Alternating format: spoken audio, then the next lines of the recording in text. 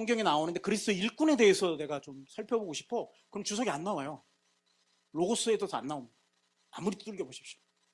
이거를 그러면 이게 정확한 얘기인지 아닌지 헬루시네이션도 있다며 환각도. 그럼 어떻게 하느냐?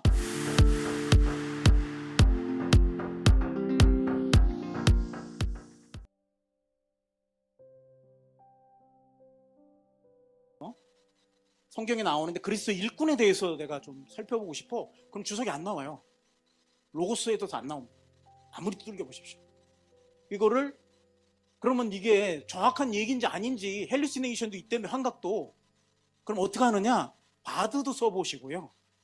바드도 써보시고 그 다음에 빙챗도 써보세요. 이 세 가지를 같이 써보시면 공통점이 나오고 차이점이 나와요. 그 공통적인 부분은 안심할 수 있는 부분이 되죠. 그리고 목회자용 책에 보면 이거를 조절하는 변수가 있어요. 그걸 어떻게 조절하는지 그거를 좀 그 책에서 활용해 보시면 좋겠습니다. 넘어가고요. 그러면 그래도 하나는 해봐야 되잖아요. 본문을 해보는데. 그래서 성경적 단어 해석. 앞에 거는 그냥 단어를 그냥 갖고 쭉 하는 거고요. 이거는 관주와 좀 비슷한 건데 성경 전체에서 어떻게 파악할 것인가. 그러니까 성경 전체에서 어떻게 쓰였는가의 의미를 다 뽑아내보고자 하는 거예요. 뭐냐면 온유한 자는 복이 있나니 그들이 땅을 기업을 받을 것이다. 이것도 굉장히 어려운 본문이죠. 온유한 자가 땅을 기업으로 받는데요. 여러분 어떻게 설명하셨어요? 우리가 갖고 있는 온유한이라는 단어가 성경 단어와 조금 다르지 않는가 이런 생각을 해본 거예요. 그래서 설교 연구가 역할을 하고 역할 지정했죠. 그리고 나서 마태복음 이렇게 그대로 넣었어요. 이 말씀을 기억해 주세요 했더니 기억해 준대요. 그리고 나서 온유한 자의 쓰인 곳을 열거해 주세요 했더니 마태복음, 갈라디아 5장 22절, 골로새서 3장 4장 2절, 제1베드로. 얘는 영어식 표현을 해요. 영어에는 원패터 이렇게 되어 있거든요. 그러니까 전설을 원으로 쓰고요. 후설을 투로 써요. 그래서 그런 형식으로 쓴 거예요. 이 귀엽죠? 그 정도는 봐줍시다. 그래서 또 거짓말을 한다니까 하도 제가 일일이 다 찾아봤어요. 이 구절이 맞는지. 다 맞아요. 맞아요. 다 맞았고 이렇게 쓰고요. 그리고 나서 구약 사용 예도 알려달라고 했어요. 구약에서도 동일하게 했는데 마지막에 뭐가 나와요? 사도행전을 얘가 좀 정신이 없구나. 하나 정도는 왔다 갔다 합니다. 우리는 목회자니까 이 정도는 알잖아요. 그렇죠? 양해를 하고요. 그래서 보통 쓰이는데 구약에서 쓰이는데 겸손과 온유함을 쓴대요. 겸손과 온유함. 그럼 겸손하고 온유한 사람들은 하나님 나라로 기업을 받나? 또 하나 물어봤어요. 그래서 아예 모세는 온유하지 않았던 것 같아. 그래서 모세의 온유함에 대해서 물어봤어요. 그 아이디어는 내가 가져온 거예요. 아이디어를 가져오면 잘 대답한다고 했죠. 모세가 온유하냐라고 묻은 거예요. 그랬더니 성경에 나타난 걸로 그의 온유함으로 특히 알려져 있대요. 오, 잘 뽑았네. 그리고 모세를 설명하고 따르는 온유함과 겸손함의 특징인데 밑에 보니까 민수기 12장 3절에 보니까 논란이 있던 거예요. 이제 이 구절에서는 세상에 있는 모든 사람보다 온유하다라고 12장 3절에서 기록돼 있어요. 근데 그때 무슨 일이 있었냐면 미리암과 형 아론이 모세를 비난을 했어요. 그런 맥락이 나와요. 그럴 때 이 비난에도 불구하고 겸손하게 반응하고 그의 온유함과 겸손함이 결국 하나님이 그를 지키시고 비난한 자를 징계하는 데 이르렀대요. 그래서 모세의 이런 온유함은 리더십 스타일로 묘사되는 게 중요한 특징인데 그가 이스라엘 사람을 하나님의 계획을 이행하는 데 결정적인 역할을 하는데 굉장히 중요하구나라는 건 알았어요. 근데 우리가 생각하는 거보다 조금 아직까지는 모르겠어요. 그래서 그러면 좀 더 확신을 가지기 위해서 민수기 12장 3절의 온유함에 대해 사전적 의미를 알려달라고 했어요. 위에 연결된 겁니다. 사전적 의미를 알려달라. 그랬더니 이제 이런 얘기를 해요. 첫 번째, 아나라는 단어는 겸손함과 연약함인데 자신의 삶을 하나님 의지에게 맞추려는 욕구래요. 이게 핵심이에요. 자신의 삶의 의지를 맞추려는 욕구래요.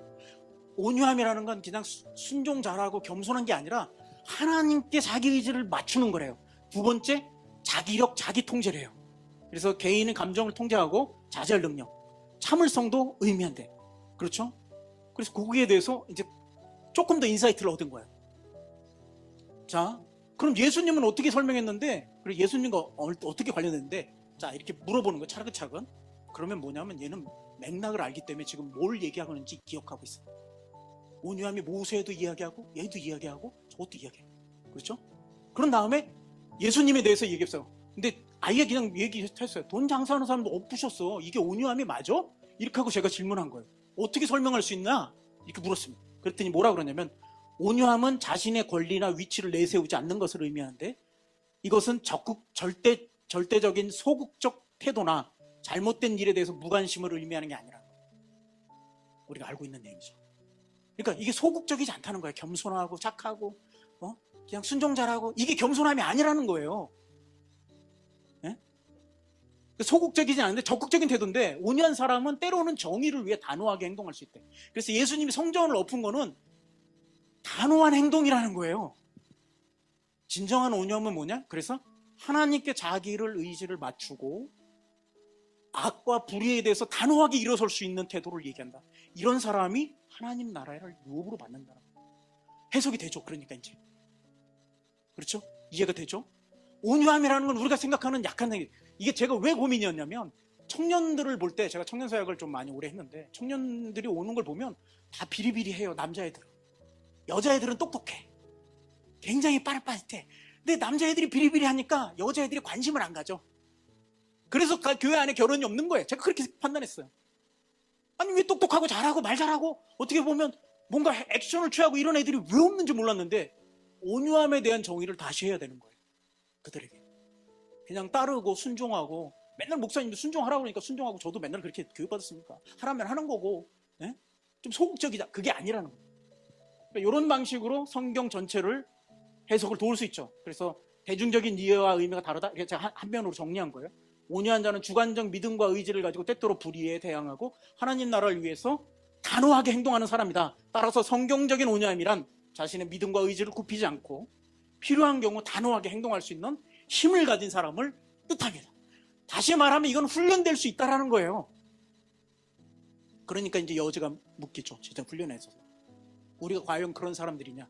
단호하게 하나님을 위해서 일어나는 사람이냐? 청년으로서 너희는 어떻게 생각하느냐? 묻는 거예요. 그렇죠? 나이 많고 오래된 신앙 속에서 이 단호함을 잊어버렸죠. 왜? 세상이 살아가기 어려우니까. 타협하고. 그런 부분들을 해석해내면서 이거를 꼭지로 잡으면 돼요. 그리고 설교하면 되는 거죠. 이런 아이디어가 생겼을 때 챗GPT는 굉장히 좋은 답을 해주더라. 아이디어와 여러 가지 것들을 통해서. 이게 실질적인 이해입니다. 자, 그래서 이런 것들을 이제 프롬프트 엔지니어링이 있어요.